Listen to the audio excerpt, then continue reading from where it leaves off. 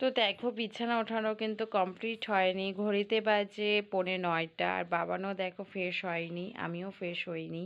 তো ভাবলাম ঘুমের থেকে উঠে একটু ব্লগটা শুরু করে দিই। আর বাইরের ওয়েদারটা তো অসাম, কি বলবো।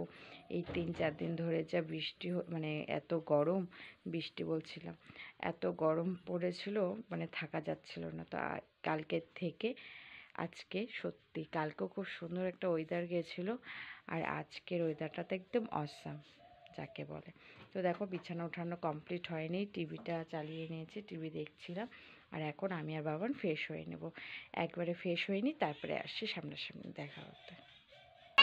আমরা ফ্রেশ হয়ে গেছি, তো রিহানও ফ্রেশ হয়ে গেছে, আমিও ফ্রেশ হয়ে গেছি। তো চলো ইন্ট্রোটা দিয়ে নিই।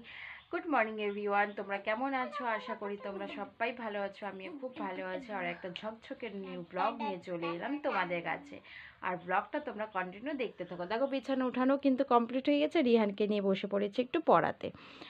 এই যে মাও রেডি হয়ে গেছে স্কুল যাওয়ার জন্য, এখনও চুলটা আশ্রায়নি, আশ্রাবে। তো এদিকে দেখো আমিও রিহানকে নিয়ে বসে পড়েছি পড়াতে। তো চলো ওকে একটু পড়াইনি, তারপরে তোমাদের সাথে পরে দেখা হবে।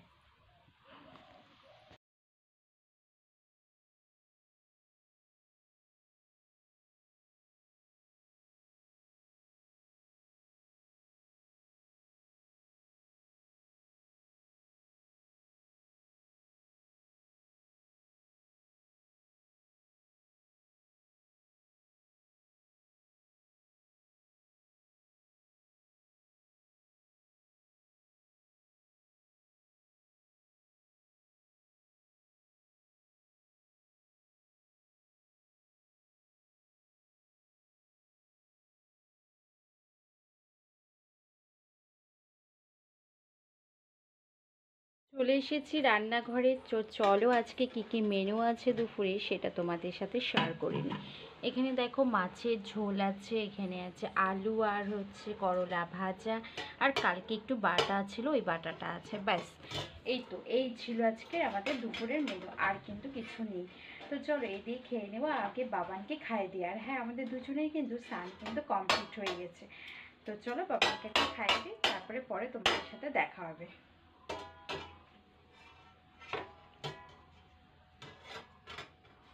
বাইরে হচ্ছে প্রচণ্ড হাওয়া, ঝড় বৃষ্টি, আর তার মধ্যে মা দেখো ঠিক এই যে আমাদের বাড়িতে যে নারকেলের গাছটা আছে সেটাতেই দেখো মা ঝুলতেছে গাছ।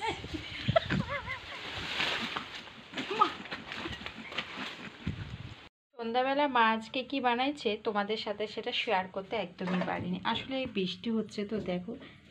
এই হচ্ছে মা বানিয়েছে হচ্ছে সুজি, অনেক দিন পর মা কিন্তু সুজিটা করেছে, বাড়িতেও খাওয়া হয় না অনেক দিন। তো দেখি মা আজকে সুজিটা করেছে, এই দেখো সুজি আর রুটি করেছে। তো তোমাদের সাথে সেটা শেয়ার করতে একদমই ভুলে গিয়েছিলাম, তো ভাবলাম এখনই তোমাদের সাথে শেয়ার করিনি। সুজিটা।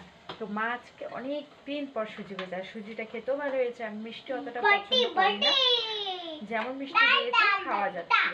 তো সুজি আর রুটি দিয়ে খেয়ে দিয়েছিলাম সন্ধ্যাবেলা, বাবানকে দুধ পেলক্স খাইয়ে দিয়েছিলাম।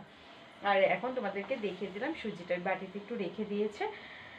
তো চলো ব্লগটা কন্টিনিউ দেখতে।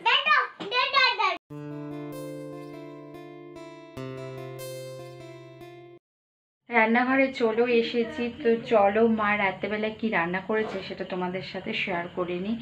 তো খেতে বসলে তখন আর শেয়ার করা হয় না, আর তার মধ্যে তোমাদের দাদা ভাই আজকে এসেছে বাড়িতে।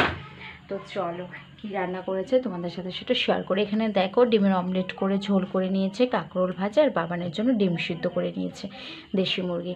এই তো রাতে কিন্তু এই মানে ডিমের ঝোল আর ভাত, রাতে আর কিছুই কিন্তু করেনি। তো চলো বাবানের জন্য ভাতটা বেড়ে নিয়েছে, এই দেখো ভাত বেড়ে নিয়েছি। এবার চলো ভাতটাকে মেখে রিহানকে এখন খাইয়ে দিই।